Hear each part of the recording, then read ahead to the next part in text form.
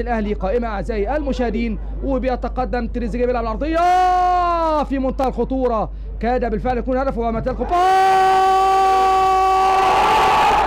هوبا هوبا هوبا جوه الجون رمضان صبحي. يا سلام، سلم الشبكه بتتكلم مع النادي الاهلي. رمضان صبحي في الدقيقه 53 من زمن كل لقاء، رمضان صبحي صانع الفرحه وصاحب السعاده للنادي الاهلي بيسجل هدف استاد الخطا بالفعل وبباطن القدم اليمنى. رمضان صبحي بكل قوته في شباك نادي بتروجيت ليفرح الاهلاويه ويتقدم الاهلي بهدف اول لنجمه الصاعد الواعد رمضان صبحي. بص شوف رمضان بيعمل ايه بباطن القدم اليمنى، حلوه حلوه حلوه في شباك حارس مرمى بتروجيت.